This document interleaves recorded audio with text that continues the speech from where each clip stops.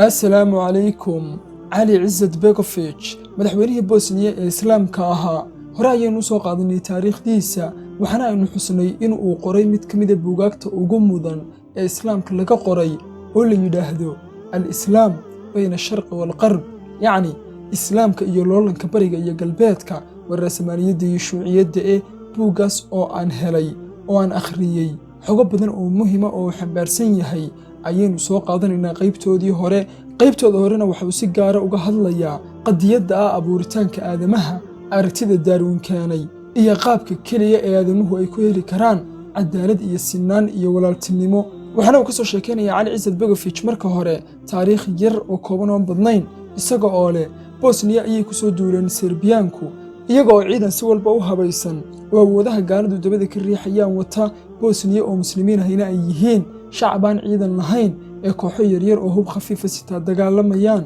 haddana way ka adkaadeen oo way ka shaahi waayeen Serbiyaankii heer madaxweynihii Serbiya ku canantay ciidankiisii haddii muslimiintu ay haysan lahaayeen hubkaada haysataan waxaynu maanta ku arki lahayn Belgrade waxa uu leeyahay Cali Ciise si aynu caalamkan si dhammaystiran oo buuxda oo sax ah ugu fahanno waa in aynu ogaanaa isha rasmiga ee ay ka soo dhambalmayaan afkaarta iyo aragtiyaha lagu maamulayo adduunku shuuciyada ama nidaamka hanti wadaagga ahi waa maadi oo falsafadiisa iyo aragtidiisa dhanna kagama jirto waxaan maadi ahayni haddana dadka hawlaha wanaagsan qabta iyo halgamayaasha waxa lagu abaaliyaa abaalmarino macnawi ah sida in lagu tilmaamo haliyey qaran ama abaalmarino macnawi ah la siiyo haddana waxaan maadi ahayn maba aaminsana sidaas ayuunbayna ka dhigan tahay xorriyadda sinaanta walaalnimada iyo aadaminimada ay ku baaqaan dhammaanba gaaladu oo maadi ayay aaminsan yihiin ee arrimahan macnawiga ahi dhanna kama soo galaan waxaana aynu ognahay qorraxdu inaanay ku wareegin dhulka ee dhulku qorraxda ku wareego balse ay inoola muuqato inay qorraxdu dhulka ku wareegto nibiriguna aanu ahayn kalluun iyadoo haddana guud ahaan isku kalluun la xisaabiyo si kasta oo ay isugu dayaan inay naga dhaadhiciyaanna shuuciyadda iyo xorriyaddu ma kulmayaan oo weligood degal kama soo wada toosayaan islaamku inta uu yahay fikir in ka badan ayuu yahay nolol waana habkii iyo dariiqii loo noolaan lahaa haddii aan islaamka qeexana waxaan ku soo koobi lahaa islaamku waa nolol haddii aynu qoryaha islaamka ay qolana u aragto macnawiga khaaska qolana ay u aragto maadiga khaaska ah isku dayno inaynu soo dhadhaweynana markaad weysaysanayso suufiga dhanka macnawiga wax ka eegaya waxa uu arkayaa inay tahay astaamo diimeed iyo barako iyo macnawi dhankiisa xisaabsan ka maadiga ee caqliga ku faanaana waxa uu arkayaa isnadiifin jidhka inay tahay labadubana way saxsan yihiin balse waa sax nus ah oo aan dhammayn oo marka ay labadooduba aragtiyahooda isku biiriyaan ayay sax noqonaysaa marka ay qoryaha Darwin la safanay aadamaha xayawaanka ku tirinayaan dhan qura ayay iska taagayaan oo ah dhanka aynu isaga eegnahay sida wada noolaanshaha mujtamac ahaan qadhaab raadsiga baahiyaha inuu qofku ama neefku guto oo Ilaahay ayaba subxaanahu wa tacaala inaale wamaa min daabbatin fil ardi walaa daa'irin yadiiru bijanaaxayhi ilaa umamun amthaalukum daabad kasta oo adduunkan guud maraysa oo nool iyo shimbir kasta oo duula waa ummado idinka idinla mida balse waxay ilaaween wixii aynu ku kala gedisnayn aynan xayawaanka sinaba isugaga ekaanayn sida cibaadadii diintii sixirkii jilaadii iyo matalaadii fankii xaaraantii xalaashii akhlaaqdii iyo waxyaabihii la midka ah xataa waxay ilaaween wixii loo yaqaanay aadaminimada ee ahaa caawinta ka dhibaataysan daryeelista ka da'da weyn abaarinta ka wanaagga sameeya xaqiiqo raadiska cadaaladdoonka isqadarinta ahmiyadisa siinta waxan oo dhan xayawaanku ma laha ee shinnida ama quraanjadu markay xabadda ka midka ahi gabowdo ee hawlgabto dibadda ayaa looga tuuraa kooxda waxaa la yaab leh in aadamuhu meel kasta oo ay joogeen af kasta oo ay lahaayeen dhaqan kasta oo ay lahaayeen si kasta oo ay u kala durugsanaayeen ay haddana lahaayeen cibaado iyo fan way ka sinaayeen qodobkaas waxau soo qaadanayaa weeru yidhi nin kale oo uu ku muujinayo aadamuhu inaanu ka maarmayn diinta iyo fanka waxaana uu leeyahay waxaa suuraha mustaqbalka in la soo saaro kombiyuutar wax kasta oo aadami qabto qabanaya balse weligeed kombiyuutarkaas looma samaynayo ama ma yeelanayo awood uu diin ku yeesho gabayna ku tiriyo yacni diinta iyo fanku aadamaha ayay u gaar yihiin oo xayawaanada kale kaga duwan yihiin qodobkanina waa ka ay maadiyiintu ka tallaabi la'yihiin ilaa hadda meel ay ka dhaafaan ay garan la'yihiin waxay caddeeyeen xiriir gudeedyo laga helay deegaanada Isbaanishka iyo Faransiisku in 30,000 oo sano ka hor ay dad ku sawireen oo ku muujiyeen ayna dadkaasi lahaayeen fan iminkana weli fankii un dabada la haysto. waxa uu leeyahay isagoo weedhaas hore soo qaadanaya aadamuhu waxyaabaha ugu mudan ee uu kaga suntan yahay xayawaanada waxaa ka mid ah caasinimada, inuu caasiyi karo wax caam ah oo laisla wada yaqaano. ma jiro xayawaan aayihiisa ku caasiyooba, balse aadamuhu wuu caasiyaa wax kasta oo uu damco inuu caasiyaba, waana xayawaanka keliya ee xataa xayawaannimadiisa caasiya. muddo yar ka hor waxaa la aaminsanaa in aragtida Darwin ay tahay tafsiirka ugu mudan ee laga hayo asalka aadamaha iyo halka uu ka soo jeedo, balse markii la gorfeeyey ee la rogrogay ee dhan walba la iska taagay waxay ka kiciwday aragtidaasi su'aalo door ah oo ay ka mid yihiin sidee ayay diintu uga soo ifbaxday nolosha aadamaha adduunka guud ahaan saaran oo dhan, maxay dadku nafsad ahaan u xiiso dhigaan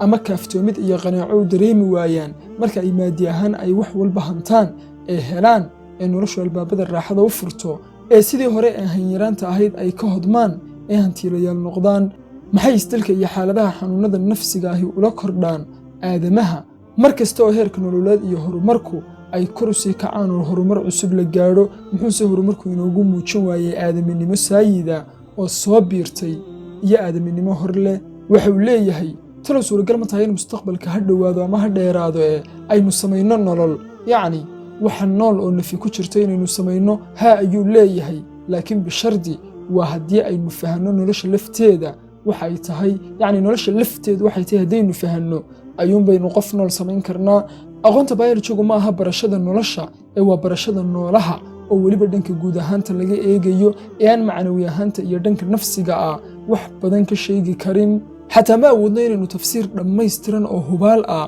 oo aan loo noqonayn oo tijaabadii ka baxay ka bixinno oo ku qeexno nolosha, xataa taas ma awoodno. yacni noloshii ayaynaan fahansanaynba ilaa hadda heer kasta oo aynu gaadhnayba. qolyaha yidhaahda nolosha ilaah ma uu samayn ee kedis ayay iskaga bilaabantay iyo hantaata cas kuwa shubana warkoodaba waxa uu ku soo koobay haddii aynu god ka helo 2 dhagax oo si siman loo jaray oo la qoray oo qaab cayiman oo qaab dhismeed gaara leh loo sameeyey, dhammaanteen waxaynu isku raacaynaa in dhagaxaantaas ay qoreen oo qaabkan u sameeyeen dad hore xilliga ay doonaanba ha noolaadeene. balse haddii dhagaxaantaasi dhinacooda aynu ka helno alfoof madax aadama ah oo yaalla, waxay odhanayaan qolyaha maadiyiinta ahi kedis ayuu iskaga samaysmay qofkaas qalfoofkiisii yaallo ee sidaas u qorani. halkaas waxaa inooga muuqanaysaa isindhatirka maadiyiinta, yacni dhagax yaroo qoran oo meel yaalla haddaynu aragno khasab qof baa sidan u qaabeeyey oo meel dhigay, laakiin aadamihii dhammaa ee noolaa ee garaadka iyo fikirka iyo jidhka iyo intaas oo unug lahaa kedis ayuu iskaga samaysmay. labadaa fikir ayay doonayaan inay iswaafajiyaan. waxa uu sidoo kale xusayaa in maadiyiintu marka dhankaas ruuxiga ay fasiri kari waayaan ay isku dayaan inay dhaleeceeyaan oo yasaan oo wax aan looba baahnayn ay soo qaadaan oo waxay ku odhanayaan diimaha iyo qaybta ruuxiga ahi eeg waxa uu xayawaanku samaynayo kadibna lidigiisa iyo cagsigiisa samee wuu ugaadhsadaa ee adigu soon, neefba neefka uu soo gaadho ayuu la galmoodaa ee adigu dhowrsoonow, kooxo ayuu u nool yahay ee adigu goonni u dhaqnow. dhammaanteenna waynu ognahay inaanay diinta iyo qaybteenna ruuxiga ahi toona ina farayn waxyaabahaas iyo waxyaabo u dhow. waxa uu ku soo ururinayaa Cali Cizzat Begovic warka abuurka aadamaha iyo asalkiisa iyo fikradda Darwin waxa ay qabto hadal ah abuuritaanka la sheegayaaba waa xorriyadda iyo aadaminimada aadamaha oo haddii aynu isku raacno aadamuhu inuu mas-uul ka yahay ficiladiisa iyo falalkiisa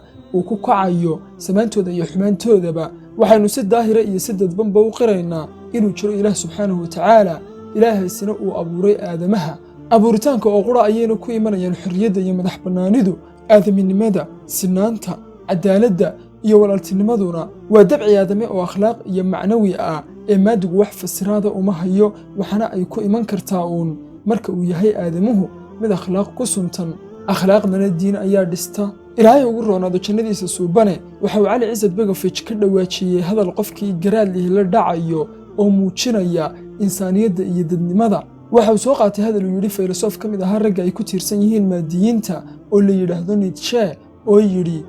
diintu waa hal abuur ay samaysteen dadka taagta darani si ay ugu dagaan dadka awoodda leh oo ay uga dhaadhiciyaan inay siman yihiin. Markis oo ahaa aabbaha shuuciyadduna wuu ku raacay oo waxa uu leeyahay marka uu aadamuhu diin helo ayuunbuu dalban karaa sinaan oo ka taagta darani uu dalbanayaa inuu la sinaado ka awoodda leh, balse aqoonta dabcan waa sayniska intiisa ay tus oo taabsiida ah ee ay cilmigiiba ka dhigeen laakiinse cilmiga iyo waxa diinta ka soo hadhayba waxay muujinayaan inaanay wax sinaanshiyo la yidhaahdaa dadka ka dhex dhici karin. intaas markii uu soo qaatay ayuu yidhi hadalkan aadka u quruxda badan. waxuu leeyahay cali ciisad begovic, maxaynu ugula kulannaa dad badan oo laxaadkooda wax ka dhiman yihiin ama baahan oo inaga xaalad liita masaajidada, kiniisadaha iyo macbadyada? sababtu waa in albaabada ilaahay ay u furan yihiin kuwaas masaakiinta ah ee aan haysan isku filnaanshiyaha hantiyeed iyo ka caafimaadba. dadkaas laga fogeeyey miisaska cuntooyinka lagu xafladaysanayo ee hantida badan lagu saydhayo, dadkaas laga fogeeyey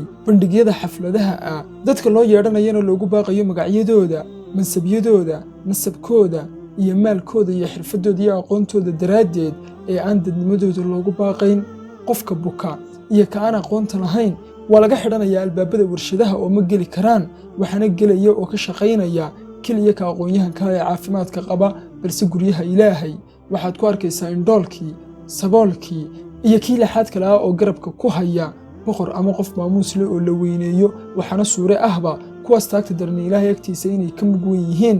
boqorkaas. goobahaas cibaadada iyo diinta oo keliya ayaynuna ku arki karnaa sinaanshiyaha maanta adduunkuba wada raadinayo. waxaan filayaa warkaasi inuu cad yahay. xogahan waxaad ugu laaban kartaa buugga Al-Islaam bayna Sharqi wal-Qarb ee cali ciisad begovic boggiisa 4aad ilaa bogga 101. wasalaamu calaykum